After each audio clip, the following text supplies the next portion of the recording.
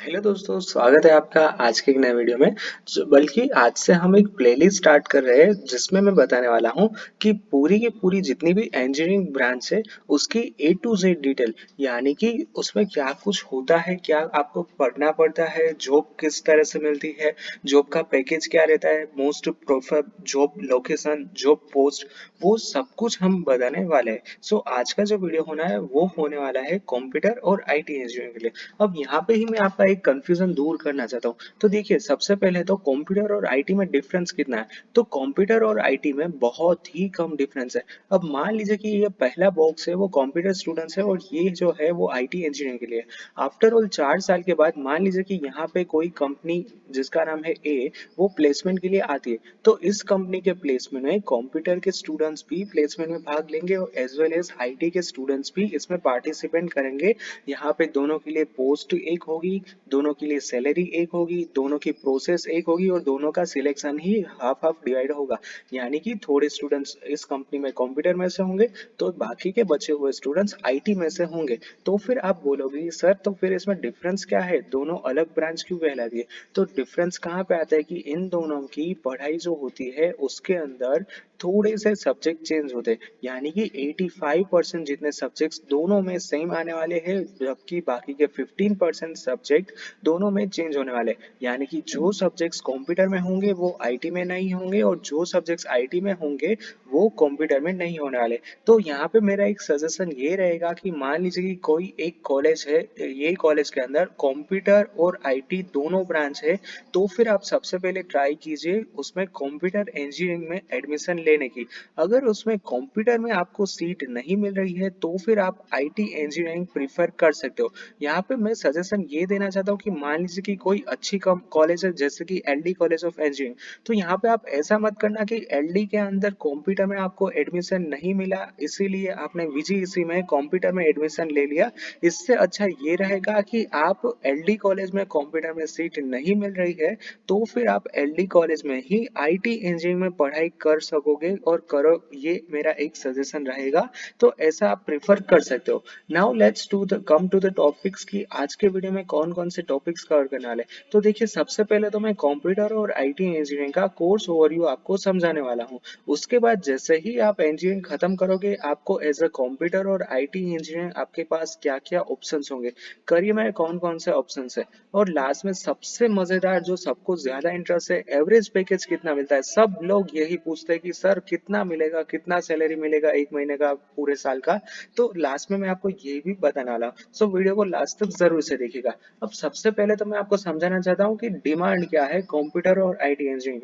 तो देखिए, हर साल सबसे ज्यादा जो इंजीनियरिंग में डिमांड होती है वो एक ही ब्रांच से होती है और वो है कंप्यूटर इंजीनियरिंग की। दूसरे पे आता है मैकेनिकल, उसके बाद आता है सिविल इलेक्ट्रिकल कोर ब्रांचेस। तो सबसे ज्यादा डिमांड होती है कंप्यूटर इंजीनियर्स की हर साल के लिए।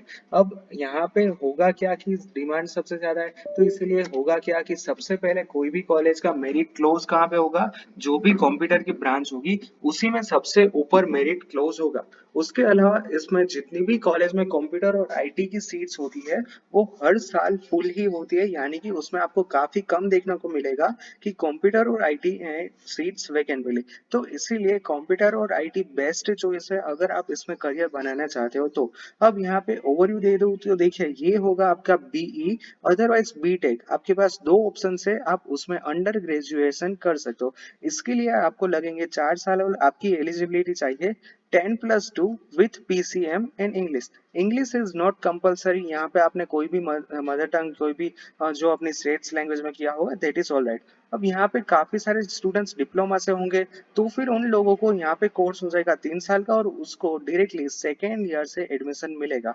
अब यहाँ पे एडमिशन प्रोसेस क्या होगा, इंटरेस्ट बेस, यानी कि एसीपीसी प्लस जो यूनिवर्सिटी होगा उसका एग्जामिनेशन टाइप होगा सेमेस्टर का। अब यहाँ पे पूरे इंडिया की मैंने ओवरऑल कोर्स फी ली है तो वो स्टार्ट होती है 50,000 से लेके 30 लाख तक, ठीक है। और एवरेज सैलरी यहाँ पे मिलती है 3 लाख से लेके 10 लाख तक।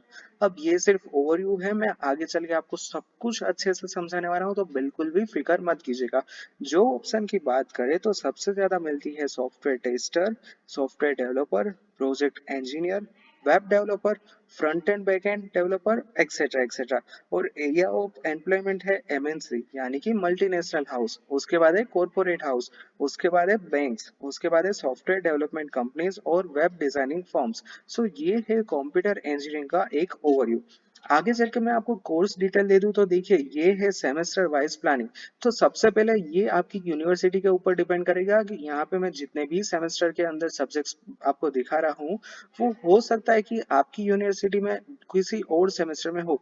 यानी कि यहाँ पे जो कोई एक सब्जेक्ट है वो मान लीजिए कि आपकी यूनिवर्सिटी में वो सेमेस्टर 2 में भी आएगा, सेमेस्टर 3 में भी आ सकता है। तो ऐसा मत सोचना कि यहाँ पे जितना भी मैंने डेटा दिखाया है इसी तरह से आपके जो यूनिवर्सिटी का कोर्स होगा तो ये गलत होगा, ठीक है।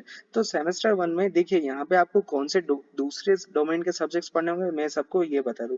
देखिए आप कंप्यूटर में हो फिर भी आपको बेसिक इलेक्ट्रिकल इंजीनियरिंग पढ़ना होगा, energy and environment, engineering mathematics. उसके बाद यहाँ पे आपको फिजिक्स पढ़ना होगा, इलेक्ट्रॉनिक्स पढ़ना होगा, इंजीनियरिंग ड्राइंग जो मैकेनिकल का सब्जेक्ट है वो पढ़ना होगा, इंजीनियरिंग मैथमेटिक्स। उसके बाद यहाँ पे कौन से होंगे, इन्वेंशन, ये भी कंप्यूटर का है। तो जैसे ही आपका फर्स्ट ईयर होगा उसमें आपको ओवरऑल बेसिक इंजीनियरिंग सिखाएंगे। यानी कि भले ही आप कंप्यूटर में हो बट आपको दूसरी ब्रांच के सब्जेक्ट्स भी पढ़ने होंगे। जैसे कि मैंने ऑलरेडी दिखाया कि इलेक्ट्रिकल, सिविल, मैकेनिकल उन सारे के सारे सब्जेक्ट्स भी आपको पढ़ने होंगे। अब बात करते हैं कंप्यूटर रिलेटेड सब्जेक्ट्स की। तो देखिए सेमेस्टर 1 में आपके पास होगा कंप्यूटर प्रोग्रामिंग 1, सेमेस्टर 2 में होगा आपके पास कंप्यूटर प्रोग्रामिंग 2। अब सेमेस्टर 3 में से data structure and algorithm, computer networks, computer architecture, OS और इंजीनियरिंग मटेरियल्स, ये सब कुछ हो जाएगा कंप्यूटर रिलेटेड। यानी कि फर्स्ट ईयर में आपके पास कंप्यूटर के कम कोर्स होंगे, सेमेस्टर 3 से आपका कंप्यूटर इंजीनियरिंग स्टार्ट हो जाएगा।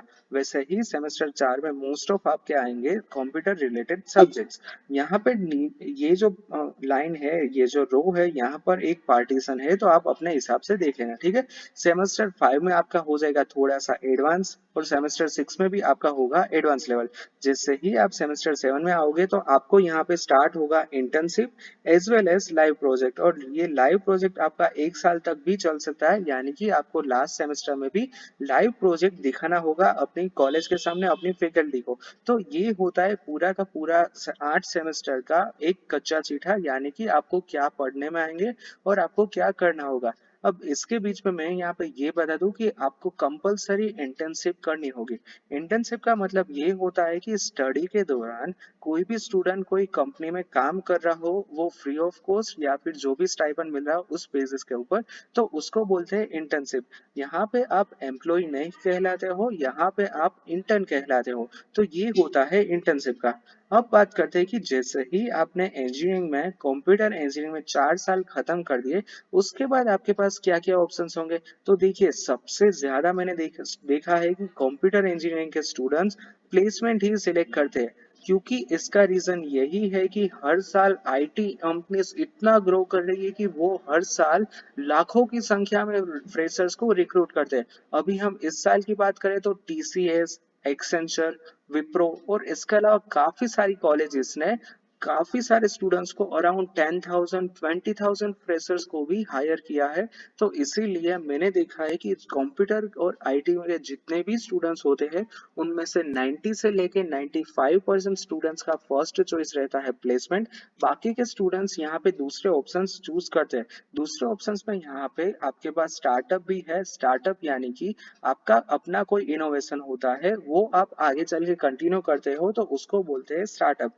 उसके बाद काफी सारे स्टूडेंट्स कंप्यूटर के कंप्लीट करते ही गेट एग्जाम की मदद से आईआईटीज में मास्टर्स करने के लिए जाते हैं। तो ये भी आपके पास काफी अच्छा ऑप्शन है। उसके बाद है कि जो प्लेसमेंट के बाद मैंने सबसे ज्यादा देखा है वो है अब्रॉड। काफी सारे students Canada, USA, Germany, France, England ऐसी जगहों पे मास्टर्स डिग्री करने के लिए जाते हैं। तो ये भी आपके पास काफी अच्छा ऑप्शन है। उसके अलावा है सिविल सर्विसेज यानी कि union public service commission UPSC और उसके बाद है जीपीएससी, ये भी काफी अच्छा ऑप्शन है। और ये तो सबसे ज्यादा जो स्टूडेंट्स अप्रोच करते हैं वो मैंने लिखे हैं, इसके अलावा भी काफी सारे आपके पास ऑप्शंस होने वाले हैं। तो कंप्यूटर और आईटी इंजीनियरिंग में आपके पास 4 साल के बाद काफी सारी वेराइटीज होगी, उसमें आप अपना करियर क्रिएट कर सकते हो। अब करियर अपॉर्चुनिटीज की बात करें तो मैंने आपको बोला था कि आपको कंप्यूटर के बाद मान लीजिए कि आप जॉब में जाते हो, तो आपके पास ये जो है ना वो मोस्ट फ्रीक्वेंटली पोस्ट है, यानी कि हर 10 में से 6-7 स्टूडेंट्स को यही पोस्ट मिलती है, बाकी के स्टूडेंट्स को डिफरेंट पोस्ट मिलती है। तो ये है जो मोस्ट फ्रीक्वेंटली आपको पोस्ट मिलती है, जिसमें से फर्स्ट है software developer, full stack software developer, data analyst, data scientist, database administrator, cyber security specialist, data engineering, machine learning engineer, computer network architecture, system administrator, QA और टेस्ट ऑटोमेशन इंजीनियर्स और game developer. तो ये है most frequently आपको मिलने वाली post. अब यहाँ पर सैलरी काफी बढ़ जाती है अगर आप इन सारी पोस्ट में हो, यानी कि ये वाली पोस्ट जैसे कि डेटा एनालिस्ट और डेटा साइंटिस्ट, डेटाबेस एडमिनिस्ट्रेटर। उसके बाद आपके पास अगर मशीन लर्निंग और डेटा इंजीनियरिंग जैसी पोस्ट होती है तो भी आपकी सैलरी काफी ऊपर आपको मिलती है। अब यहाँ पे लास्ट में मैं एवरेज पैकेज बता के ये वीडियो को खत्म करने वाला हूँ। तो देखिए एवरेज पैकेज मैंने यहाँ पे 4 से 6 LPA लिखा है। इसका रीजन क्या है कि यहाँ पे काफी सारी कॉलेजेस 12 लाख के प्लेसमेंट भी प्रोवाइड करती है कंप्यूटर स्टूडेंट्स के, और ये हर साल मिलता है। इसके अलावा 6 लाख की कंपनीज काफी सारी आती है, 8 लाख की कंपनीज भी आती है। बट होता क्या है कि मान लीजिए कि अगर 100 स्टूडेंट्स होते हैं, तो 100 स्टूडेंट्स में से 2 या 3 स्टूडेंट्स को ही कितना मिलता है, 12 LPA। बाकी के मोस्ट ऑफ स्टूडेंट्स की रेंज होती है 4 से 6 के बीच में, मेजोरिटी स्टूडेंट्स को इतना ही पैकेज मिलता है। तो इसीलिए मैंने यहाँ पे एवरेज पैकेज में 4 से 6 लाख पर एनम लिखा है। बट ऐसा नहीं है, अगर आपकी स्किल सेट काफी अच्छी है, अगर आपने एचजीए में काफी अच्छे से पढ़ाई की है, तो फिर यहाँ पे 8 लाख, 10 लाख, 12 लाख के भी पैकेज मिलने के चांसेस है। और ये मिलता ही है। इनफैक्ट मेरी कॉलेज में इस साल मतलब मेरे साथ जितने भी स्टूडेंट्स थे, उनमें से 2 स्टूडेंट्स का 10 लाख में भी प्लेसमेंट हुआ है, तो ये भी काफी अच्छी बात है। So that's it for today's video. Thank you guys for watching this video. अगर वीडियो को लास्ट तक देख रहे हैं then please subscribe my channel and press the bell icon for the latest notification. अगर आपको वीडियो रिलेटेड कुछ भी डाउट है then do ask me in the comment section. Thank you.